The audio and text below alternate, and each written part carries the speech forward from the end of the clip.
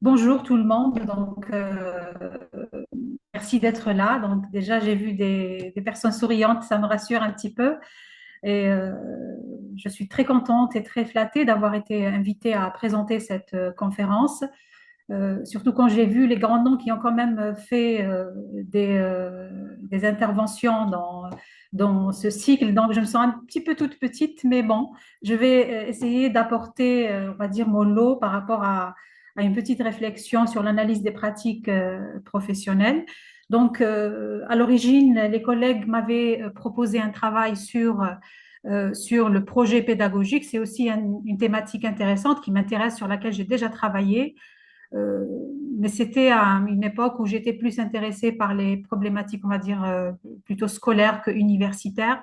Et j'ai préféré orienter mon intervention sur l'analyse des pratiques professionnelles et le lien qu'il peut y avoir entre cette analyse et la formation des enseignants de langue, et aussi l'évaluation aussi des compétences professionnelles de futurs enseignants de langue.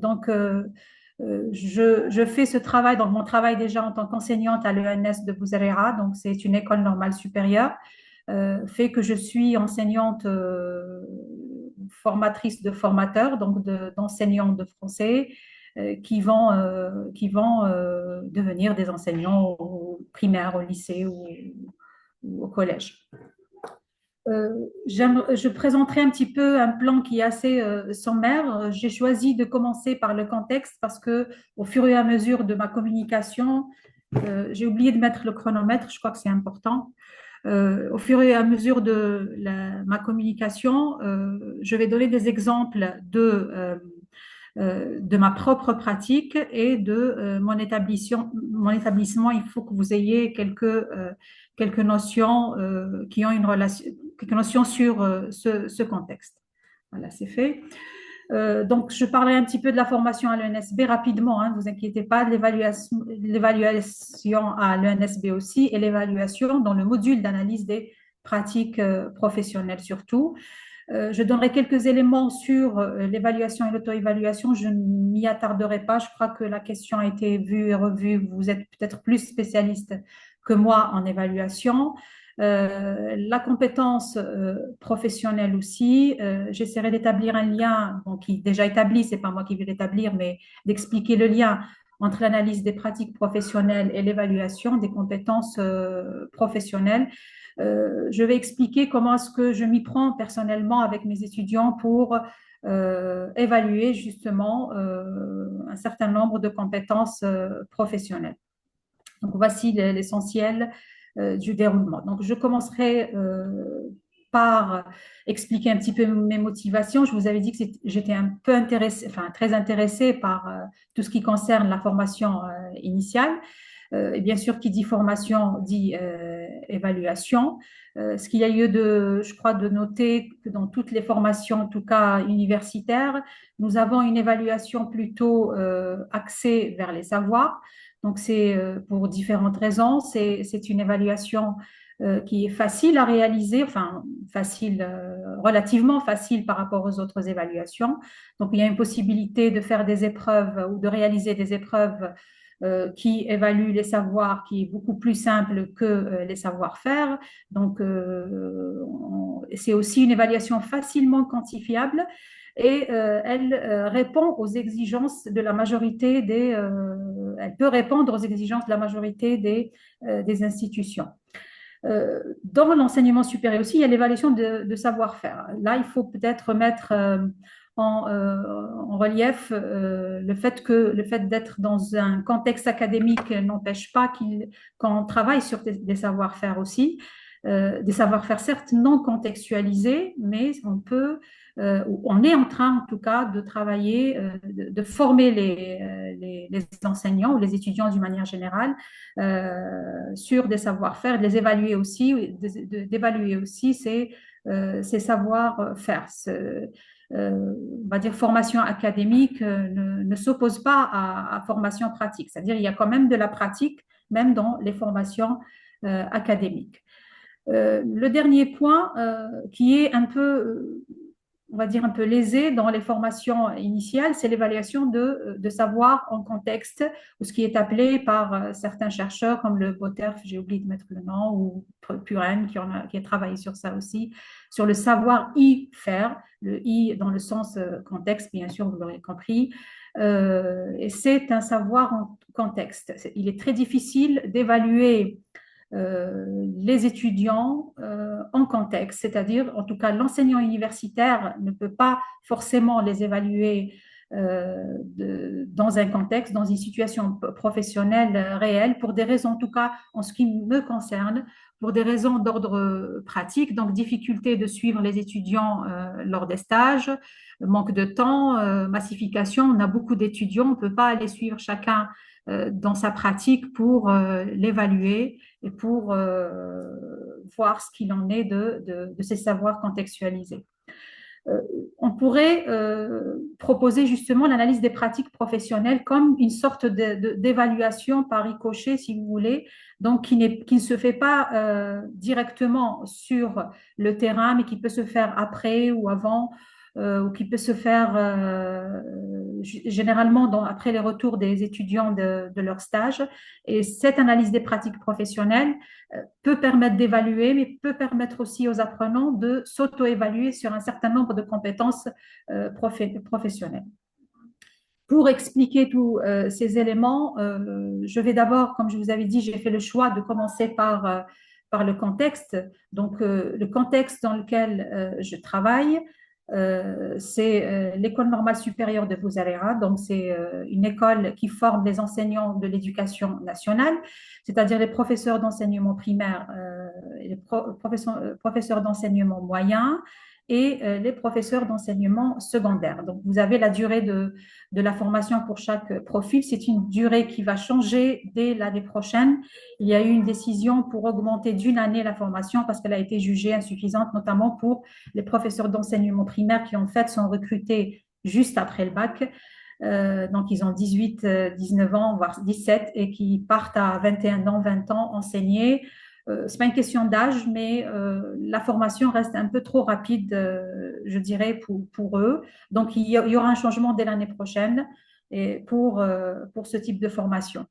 En ce qui concerne les disciplines enseignées dans cette école, nous avons les langues arabe, français, anglais, langue amazigh, donc le berbère, histoire, géographie, philosophie, activité physique et sportive, pour les différents profils, bien sûr. Euh, ce qui nous intéresse ici, c'est l'enseignement du français. Donc, il y a quelque chose de nouveau par rapport à l'enseignement du français. C'est je ne dirais pas le changement du statut, parce que le statut, ça a toujours été une langue étrangère. Mais ce qui a changé, c'est la place de la langue française dans les écoles algériennes. En 2022, il y a eu une décision, il y a eu une décision pour intégrer l'anglais au même titre que le français. Donc, avant, le français était la première langue étrangère enseignée, bien loin devant l'anglais qui était étudié 3 ans ou 4 ans plus tard, donc au collège. Et là, il y a une envie, pas peut-être de remplacer, mais d'avoir une autre langue, et on voit un petit peu des tendances un petit peu qui ont de personnes ou même d'officiels qui ont plus de préférence pour l'enseignement de cette langue. Bien sûr, ce n'est pas répréhensible en soi, mais ça implique un certain nombre euh, d'éléments pédagogiques après et didactiques. Donc, un autre élément concernant la langue française qui peut faire comprendre le contexte aussi, c'est une langue d'enseignement, j'allais dire c'était une langue d'enseignement des filières scientifiques et techniques en Algérie, c'est-à-dire une fois que vous avez votre bac, vous faites une filière technique, les études se font en français. Jusqu'à aujourd'hui, ça se fait, mais aussi à la même année où l'anglais a été introduit au primaire, il y a eu une décision en 2022 pour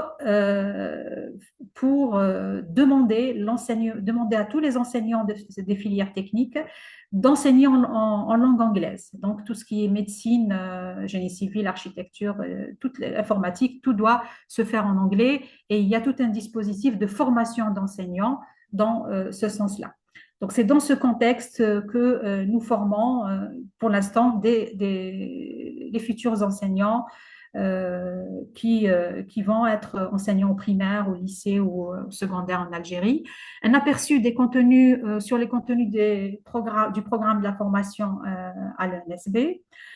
Nous avons bien entendu des modules qui visent le renforcement linguistique, donc les recrues de l'université de l'ENS, c'est-à-dire les étudiants qui sont recrutés. Je dis recrutés parce que tous les étudiants qui sont acceptés à l'ENS, ils ont droit à un poste de travail à l'éducation nationale. Il y a un contrat entre l'éducation nationale et l'ENS, donc ils ont automatiquement un poste dès qu'ils valident leur cursus. Donc, dans les premières années, il y a des modules qui visent le renforcement linguistique, les 2 premières années. Donc, il y a l'écrit, l'oral, les pratiques systématiques de la langue. Il y a aussi des modules qui visent plus des connaissances sur la langue, mais aussi qui contribuent bien sûr au renforcement linguistique.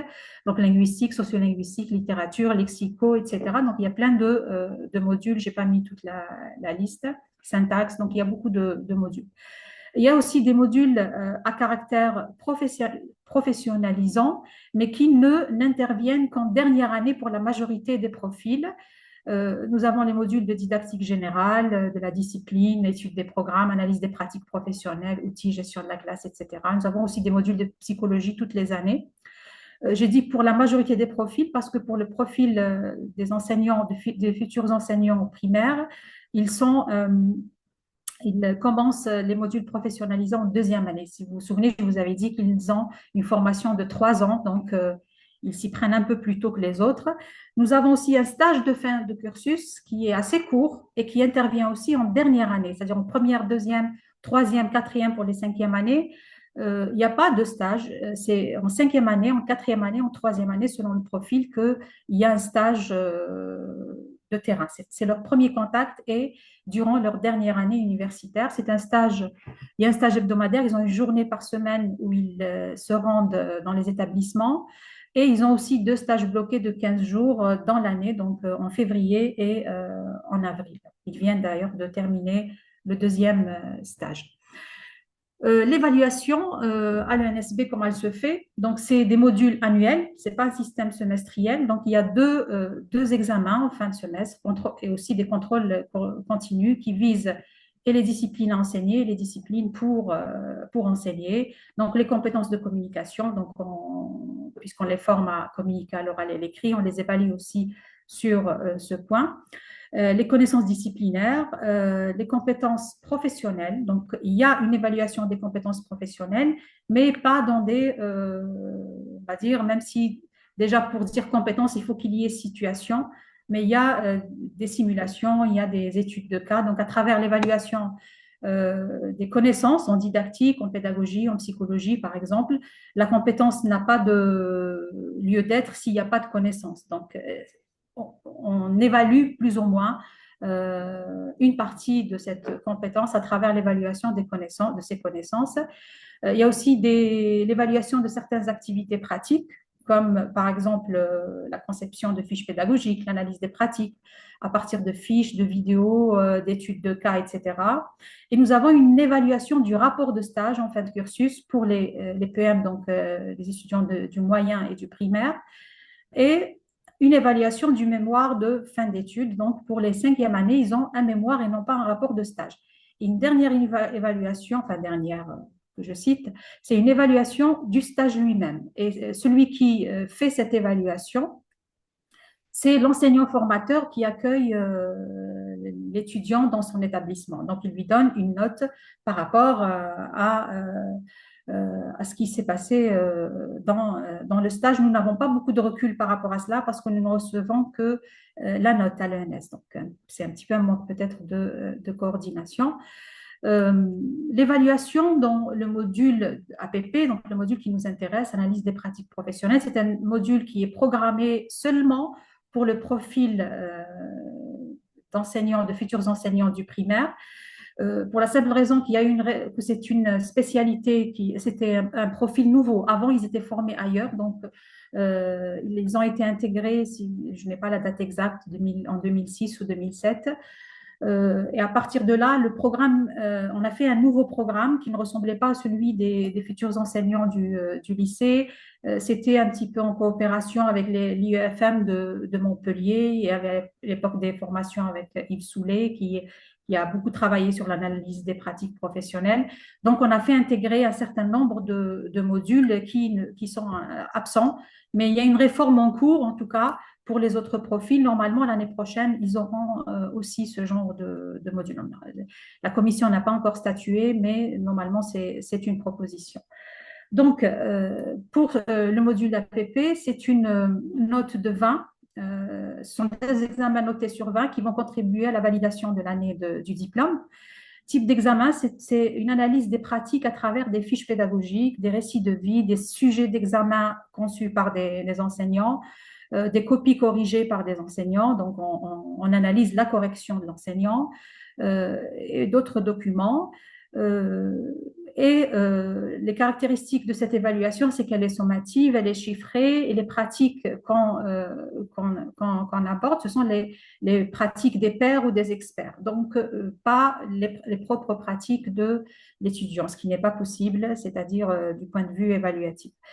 Et il y a aussi une évaluation formative qui se fait à travers des activités. Là, c'est l'évaluation de la capacité à analyser leurs pratiques, dont je vais vous proposer un dispositif tout à l'heure.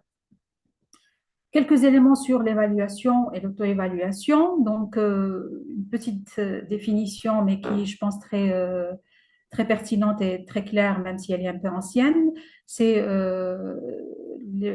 d'abord de Kettel explique que évaluer, c'est un processus donc, qui se compose d'un certain nombre d'étapes. C'est recueillir des informations, confronter un ensemble de critères. Vous connaissez tout cela, c'est pas la peine que je le lise. Et l'auto-évaluation, donc, serait la prise en charge de l'apprenant de ce processus. Donc, quand on parle d'auto-évaluation, on va parler d'un apprenant qui arrive à recueillir des informations, à confronter ce qu'il a recueilli par rapport à un référentiel, à donner du sens, à prendre une décision adéquate par rapport à ce qu'il a recueilli, par rapport à ce qu'il a analysé. L'auto-évaluation, selon Allal et Michel, peut avoir, on va dire, des démarches différentes. Donc, c'est l'auto-évaluation au sens strict, donc c'est l'élève qui s'évalue, ou mutuelle, quand les élèves s'évaluent entre eux, ou la coévaluation. Donc, ça, c'est, on va dire, la définition classique de l'auto-évaluation.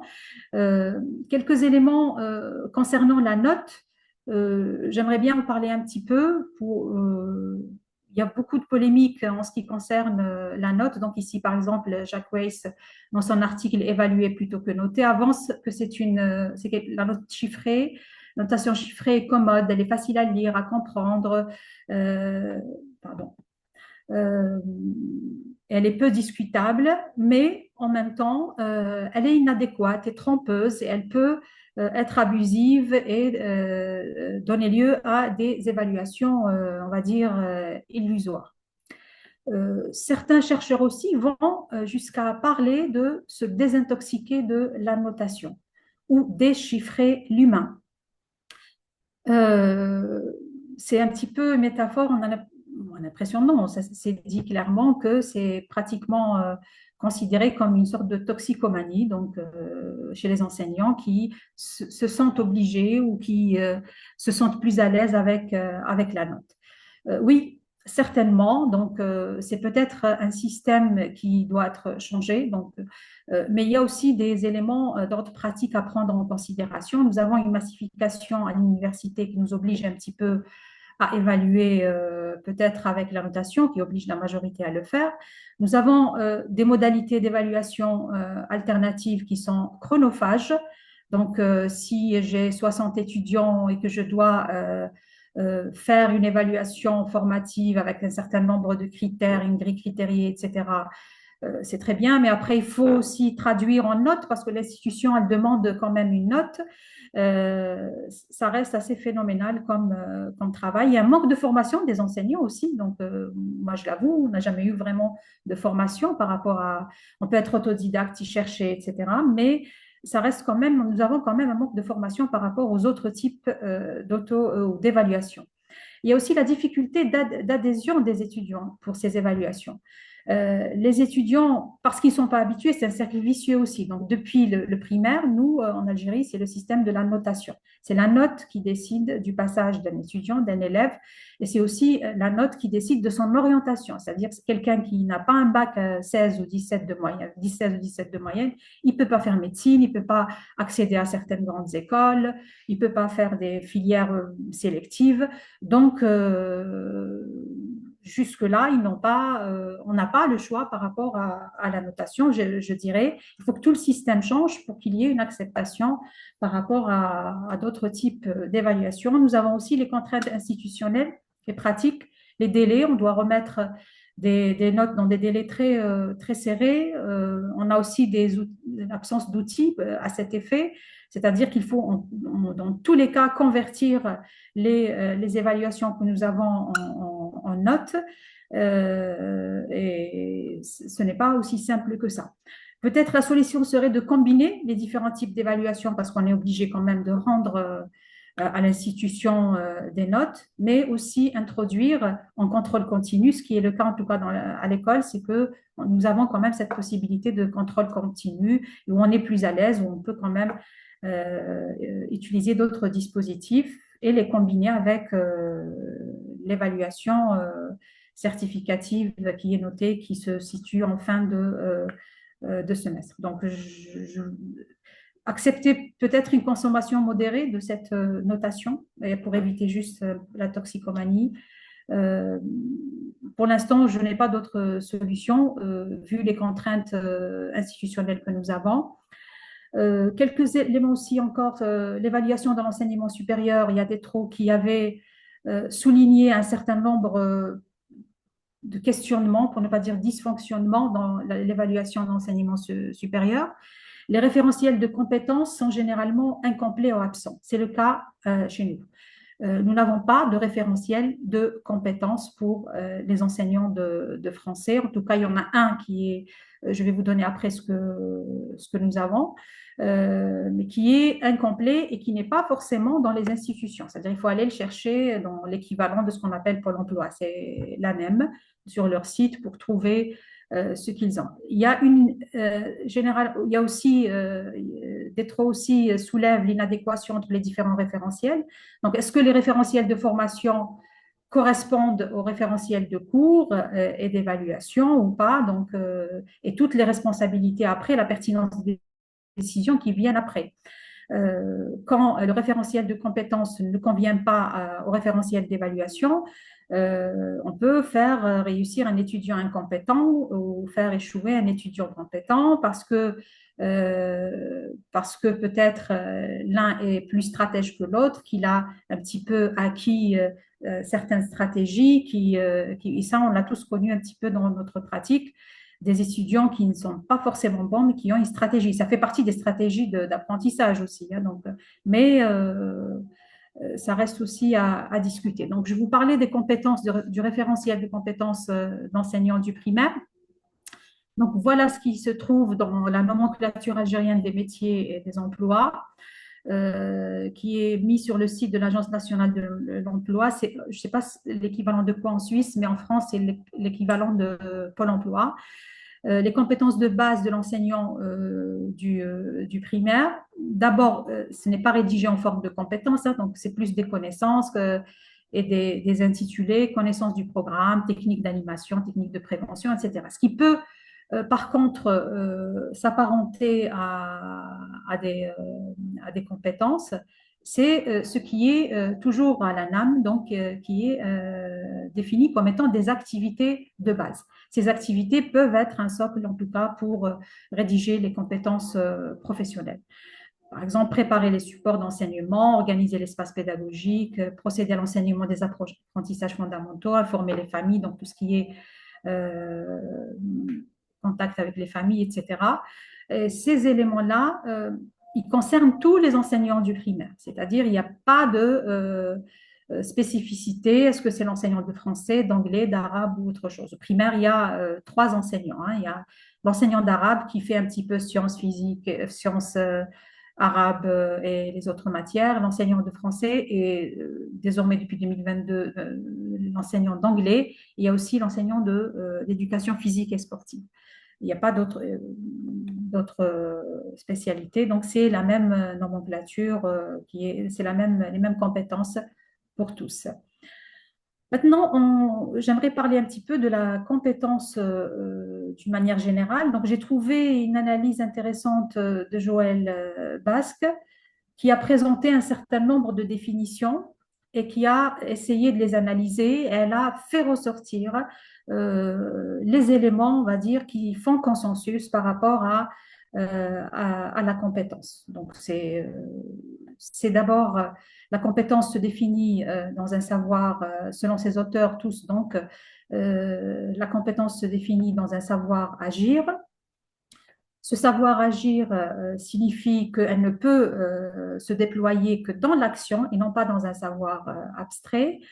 Et ce savoir agir, il doit être contextualisé. Donc, les auteurs parlent de situation, situation problème, famille de situation, tâches professionnelles, etc. Donc, ce n'est que dans ce genre de situation qu'on peut parler du déploiement d'une compétence. Massiotra et John Hart donc parlent aussi d'une intelligence des situations.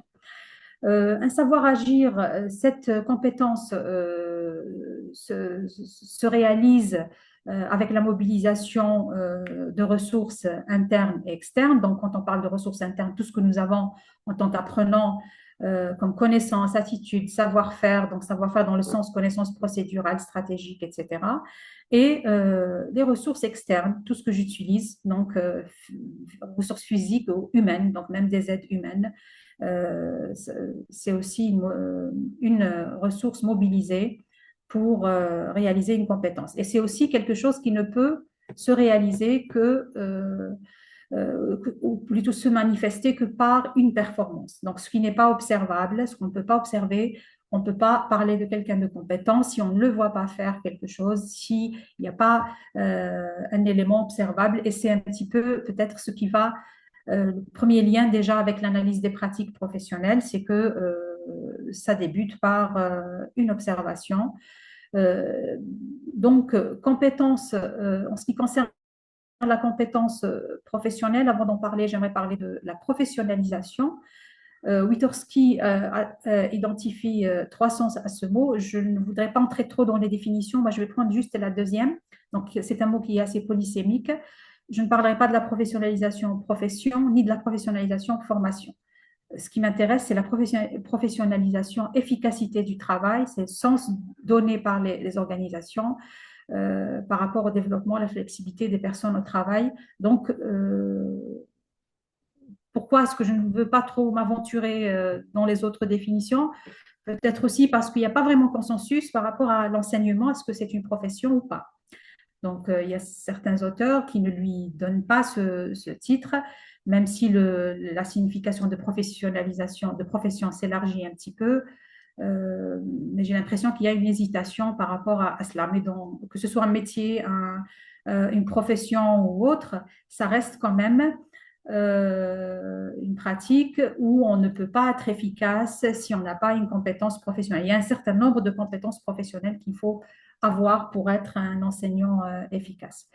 Quel modèle de professionnalité, donc justement chez les enseignants? Donc, Alté présente un certain nombre de modèles qui peuvent décrire la professionnalité d'un enseignant, donc l'enseignant magistère ou mage qui sait tout, qui n'a pas besoin de formation. Je crois que c'est une question qui se pose beaucoup en milieu universitaire pour les enseignants universitaires. Hein. Pendant longtemps, on a cru que l'enseignant universitaire n'avait pas de formation. Heureusement qu'aujourd'hui, il y a quand même des avancées en pédagogie universitaire. Bon, ce n'est pas notre sujet. Il y a l'enseignant technicien, formation de l'enseignant par modèle imitatif. Et ce modèle est intéressant parce que, avec mes étudiants en tout cas, quand ils reviennent du stage, pardon, il y a cette posture du modèle imitatif. C'est-à-dire que quand ils sont, d'ailleurs, les enseignants formateurs qui les prennent en charge sont appelés maîtres d'application. Donc, cela veut déjà dire beaucoup de choses. Et eux, quand ils viennent, ils me disent, Madame, on nous a dit qu'il fallait faire comme ça. Non, c'est pas comme ça qu'il fait. C'est pas ce qu'on devrait faire. Notre maître d'application nous a demandé d'appliquer cette méthode parce qu'il y a un inspecteur derrière qui demande aussi l'application d'une certaine méthode. Maintenant qu'on utilise cette technique dans la formation, le modèle imitatif n'est pas répréhensible en soi. Je pense que c'est une partie, mais ça ne doit pas être que cela. Donc, ça doit être une partie seulement de la formation. Nous avons aussi l'enseignant ingénieur technologue qui rationalise la pratique en s'appuyant sur la théorie. Donc, c'est quelqu'un qui est dans la pratique et qui essaie de l'expliquer par la théorie, de la modifier si c'est nécessaire, mais ça reste plutôt une théorie qui est aussi dans l'application. Et nous avons l'enseignant professionnel, praticien réfléchi, qui en réalité fait un va-et-vient entre la pratique, la théorie, et il n'y a pas de prédominance d'un élément sur l'autre. C'est aussi un enseignant capable d'analyser ses pratiques, de résoudre des problèmes et d'inventer des stratégies. Comment se construit justement cette professionnalité? Il y a 6 voies de construction de compétences professionnelles. Hein, nous les utilisons tous. Je crois que chaque personne qui est en apprentissage, je pense que nous sommes tous quelque part en apprentissage de nos métiers, de nos professions. D'abord, l'action seule, essai, erreur et réajustement, ça permet de former ou de construire une compétence professionnelle. La combinaison de l'action et de la réflexion sur l'action, donc on combine les deux. La réflexion rétrospective sur l'action, la réflexion anticipative de changement sur l'action, donc préparer l'action, réfléchir avant de faire quelque chose, et la traduction culturelle, donc la co-construction, collaboration avec les tiers. On apprend aussi avec les tiers, je vous rappelle, les principes du socio-constructivisme. L'acquisition de savoirs théoriques aussi. Donc, on avait dit tout à l'heure que même les savoirs théoriques ont leur rôle à jouer dans la formation d'une compétence, la construction d'une compétence professionnelle. Et comme vous voyez là, nous avons quand même un grand nombre d'éléments qui sont en lien avec la réflexivité, la combinaison de l'action et de la réflexion rétrospective, peut-être moins la réflexion anticipative, la traduction co-culturelle qui peut aussi, dans le sens socio-constructiviste, permettre de construire. Tous ces éléments, on peut les mettre en tout cas, ils ont une relation avec la réflexivité. Le praticien réflexif est considéré par Pacay comme étant au centre et en surplan de toutes les autres dimensions. On avait vu les différentes dimensions. C'est l'enseignant réflexif qui gère toutes les autres dimensions. Donc, c'est lui qui peut gérer les dimensions qui sont, je ne veux pas dire de bas niveau, mais on est quand même à un niveau méta qui permet d'analyser une action, mais aussi une réflexion sur l'action. Les leviers de la professionnalisation, selon Vygotsky toujours, c'est qu'il faut qu'il y ait une alternance. Et dans notre cas, c'est même si l'alternance elle est courte, c'est-à-dire le stage il n'est pas très long, on va dire, il intervient assez tardivement pour nos étudiants. Il y a quand même un stage. Et d'autre part, il faut qu'il y ait une analyse orale ou écrite des pratiques professionnelles. Donc, il peut y avoir des travaux d'écriture, mais comme il peut y avoir aussi des groupes de discussion, par exemple, qui, qui vont parler un petit peu, qui vont un petit peu débriefer les pratiques après le stage. L'analyse des pratiques professionnelles et l'évaluation des compétences professionnelles.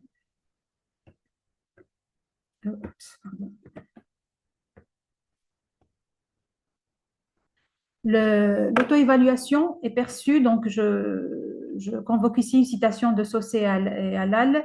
L'auto-évaluation est perçue comme un processus susceptible de faire passer les intuitions du praticien au niveau de la conscience et de contribuer à les transformer en véritable connaissance de la pratique. Mais aussi, dans une référence plus générale à l'autorégulation, l'auto-évaluation est vue comme un des leviers de la transformation des pratiques pédagogiques. Donc là, le lien, je pense qu'il est très bien établi entre surtout l'auto-évaluation, l'évaluation aussi, on va le voir, mais l'auto-évaluation et l'analyse des pratiques professionnelles euh, et non, pardon, excusez-moi. Donc, et l'analyse des pratiques professionnelles. Et j'aimerais justement proposer un petit, pas un dispositif, mais une petite expérience, donc, enfin deux. J'ai réalisé un travail de recherche que j'ai publié dans un article en 2021. Je vais passer très brièvement, c'est juste pour limiter, pour expliquer ce qui m'a amené vers le deuxième dispositif.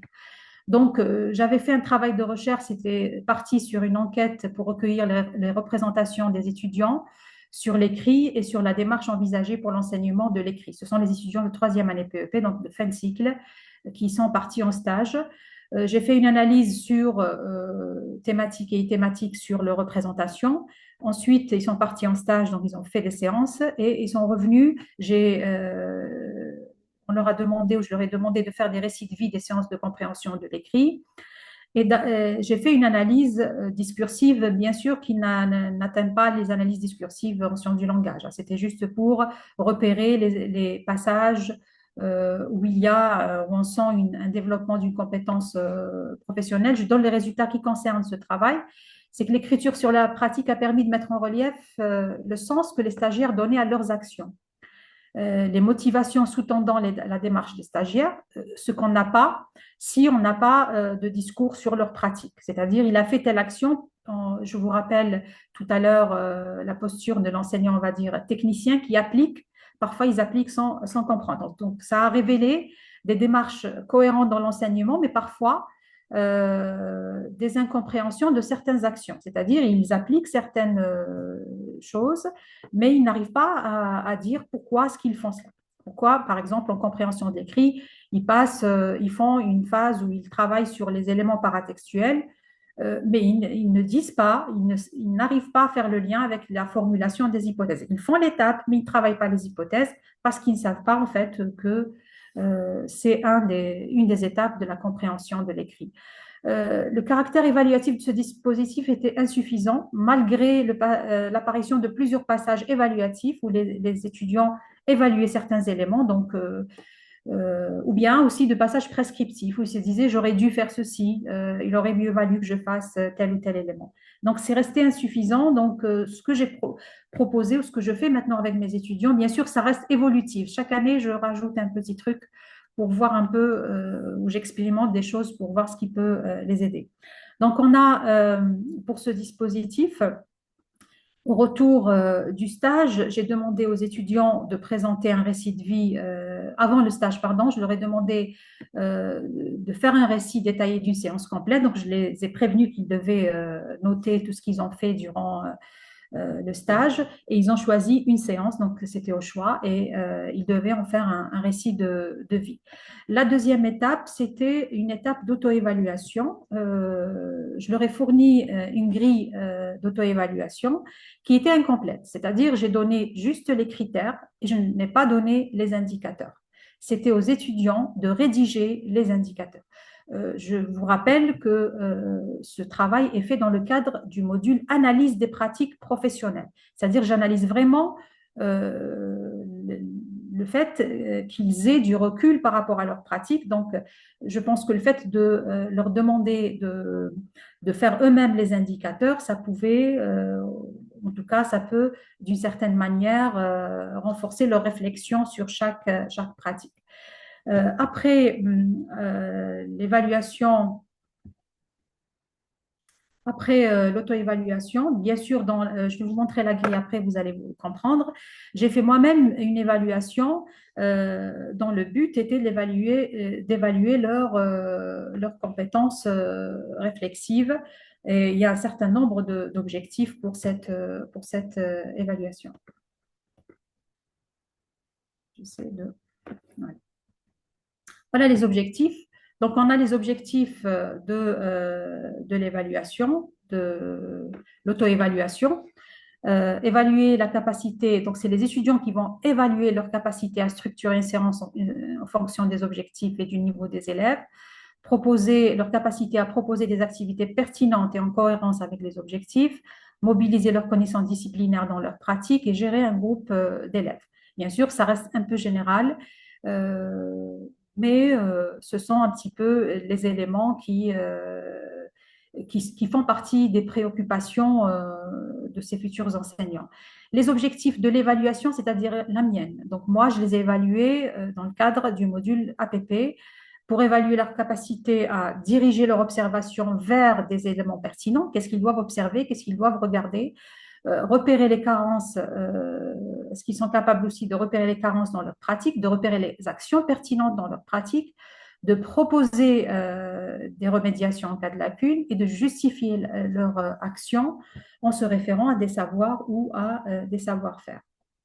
Voici la grille d'auto-évaluation. Donc, vous avez ici les critères. Par exemple, j'ai présenté un projet correct, oui, non, plus ou moins. J'ai choisi c'est pratiquement une grille, on va dire, dichotomique, hein, mais je me dis que le fait qu'ils rédigent eux-mêmes les indicateurs, ça va faire travailler ce côté critère et c'est eux-mêmes qui vont le faire.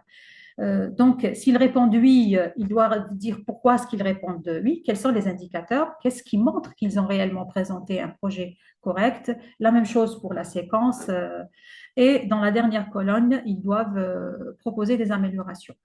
Donc, s'ils disent oui, ils proposent des indicateurs, mais s'ils disent non ou plus ou moins, ils doivent proposer des améliorations. Voilà un exemple de grille remplie. Donc, nous avons ici, par exemple, j'ai présenté un projet correct, je n'ai pas reformulé le projet, je n'ai pas fait un intitulé du projet qui demande à un acteur social, un destinataire, une réalisation concrète. Donc là, relevé quand même trois critères. C'est un peu mal écrit, mais c'est quand même trois critères, indicateurs, pardon, de la présentation d'un intitulé de projet correct. La suite pour la gestion de la classe. Je vais expliquer après. Il ne reste pas beaucoup de temps.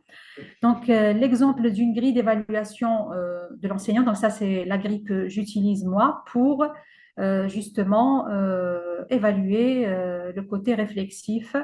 Premièrement, le respect de la consigne. Donc, est-ce que là, je veux juste savoir, est-ce qu'ils ont fait un récit détaillé, ils ont présenté avec le récit une fiche, ils ont complété, c'est-à-dire ils ont fait l'activité, complété la grille d'auto-évaluation. Euh, Premier élément, c'est l'observation. Donc, c'est la première étape d'une analyse. Est-ce qu'ils ont, dans ce qui renvoie à l'observation dans le récit, c'est la description. Est-ce qu'ils ont présenté une description objective? Ils ont donné le contexte dans lequel s'est réalisée la pratique? Ils ont cité les différentes étapes ou non? Donc ici, le commentaire, c'est l'évaluation du document que vous avez vu plus haut, donc scanné de l'étudiante. L'étudiante 1, donc elle donne un contexte, mais n'identifie pas les étapes dès le début, donc séance de compréhension, mais n'a pas donné aussi le niveau, présente le récit sans annoncer les étapes, analyse correcte des intitulés de la séquence. Donc, oui, elle souligne l'absence d'un destinataire, d'une réalisation concrète. Donc, il y a des éléments qui sont là et d'autres pas. Je voudrais, là, j'ai mis en gras parce que c'était un peu aberrant que je trouve ça, parce que parfois on a l'impression qu'il y a des choses qui sont évidentes pour les étudiants, mais ils ne le sont pas forcément. Donc, par rapport aux activités, est-ce que parmi les indicateurs, est-ce que l'étudiant a identifié le type d'activité proposée, à vérifier la formulation des consignes, à repérer les actions pertinentes? Bien sûr, tous ces indicateurs, ce sont des éléments qui ont été travaillés en classe, c'est-à-dire dans le cours de APP, on a déjà orienté le regard sur ces éléments-là, on a déjà fait des analyses qui prennent en compte ce genre d'indicateurs. Hein. À repérer les actions pertinentes, non pertinentes. Là, ce qui m'a déjà non, ce qui m'a interpellée, c'est que l'étudiante dit qu'elle n'a pas respecté les différentes étapes de la séance. C'était une séance de compréhension de l'oral. alors que sur sa fiche, bien sûr, moi je compare la fiche, la fiche pédagogique, le récit de vie et la grille d'auto-évaluation. Donc je regarde comment ça a été évalué, puis je vais voir la pratique, est-ce qu'elle a été évaluée correctement ou pas. Elle dit qu'elle n'a pas respecté les différentes étapes de la séance alors qu'elles sont présentes sur la fiche. Donc là, il y a un souci. Bien sûr, il faut qu'il y ait, après une élucidation de tous ces éléments qui ne sont pas clairs, avec l'étudiant une fois qu'on aura, une fois il y aura une rétroaction, donc que je rendrai les grilles. Donc, les limites de ce dispositif, il me reste 3 minutes, je crois, c'est que il a un caractère chronophage, c'est très difficile, ça prend beaucoup de temps de voir la grille, de comparer élément par élément, la fiche pédagogique et aussi le récit de vie. Certains étudiants présentent des récits de vie très concis qui ne peuvent pas rendre compte de la pratique réalisée. Et ça, c'est à cause de leurs difficultés linguistiques. Pour certains, donc certains ont encore des difficultés linguistiques. Comme je vous avais dit, c'est une formation de 3 ans, très courte. Et les étudiants que nous recevons, même s'ils sont excellents parfois, c'est-à-dire c'est une école assez sélective, on ne prend que les gens qui ont un bac avec mention bien et plus. Ça dépend, il y a des années où on ne prend que des moyennes 17, 18, donc mention très bien. Ça dépend des années, des filières et de la demande de l'éducation nationale. Mais ces étudiants viennent parfois de filières scientifiques, donc ils n'ont pas forcément un bon niveau en français ou en langue. Donc il y a ces difficultés linguistiques qui rendent un petit peu le récit écrit, qui peuvent faire en sorte que le récit écrit soit biaisé à cause de cela. Il y a la peur de se dévoiler, même si c'est à l'écrit. Bien sûr, c'est moins qu'à l'oral, parce qu'on avait déjà tenté de faire des groupes de discussion. Ça ne marche pas trop avec eux. Il y a aussi la peur d'être, bien sûr, d'être jugé par les camarades, mais par l'enseignant. Il y a un risque que les récits ne soient pas fidèles à la réalité de la pratique. Ça, c'est aussi un risque. On n'a pas les moyens de vérifier est-ce que c'est réellement ce qui a été fait avec, avec les élèves. Donc, il y a une volonté de se conformer à des attentes de l'enseignant, d'enjoliver la réalité, ou peut-être d'inventer des situations facilement analysables. C'est-à-dire, s'ils nous donnent une situation qu'ils peuvent analyser, ça veut dire qu'ils ont réussi leur activité. Alors que s'ils n'arrivent pas, euh, dans le cadre de ce module, ça constitue un enjeu quand même. La narration aussi peut empiéter sur l'argumentation, puisque les apprenants s'attellent plus à raconter le déroulé de la séance qu'à réfléchir et à justifier leur pratique. Plusieurs étudiants, j'ai remarqué qu'il y avait beaucoup d'étudiants qui, je pense, qu'ils évitent l'évaluation négative pour ne pas donner d'amélioration. C'est aussi une stratégie qui a été relevée dans les résultats. Les indicateurs restent souvent au niveau global, c'est-à-dire les indicateurs rédigés par les étudiants, sauf dans certains éléments techniques qu'on a bien cernés dans le cours. Sinon, ils peuvent rester dans tout s'est bien passé. Par exemple, la gestion de la classe, il y avait de la participation, mais ils ne vont pas plus loin que ça. Les avantages, c'est que le récit de vie permet un arrêt sur la pratique si nous n'avons pas le choix, nous ne pouvons pas suivre nos étudiants sur le terrain. La grille d'auto-évaluation telle qu'elle est présentée permet à l'étudiant de réfléchir sur la pratique, quels sont les indicateurs, donc quelles sont les actions qui lui permettent de réaliser une compétence ou d'avoir une compétence, et aussi quels sont les éléments qu'il doit observer sur lesquels il doit réfléchir. Elle consacre un espace pour les propositions d'amélioration, ce qui n'était pas possible dans les premiers récits de vie, la première expérience que je vous ai expliquée. Donc, ça peut pousser vers une régulation de l'action. La comparaison des différents documents, donc le récit, la fiche, la grille d'auto-évaluation, permettent à l'enseignant d'évaluer une partie des compétences réflexives des étudiants. La grille d'évaluation de l'enseignant propose aussi une rétroaction intéressante aux étudiants. Donc voilà, c'était juste, on va dire, un partage d'une expérience. J'espère que ça a été profitable et je vous remercie de m'avoir entendu, écouté. Je suis à 46 minutes, donc désolée pour la minute de plus que j'ai prise. Merci de votre attention. Merci beaucoup, bravo pour cette très intéressante conférence. Je vais arrêter l'enregistrement.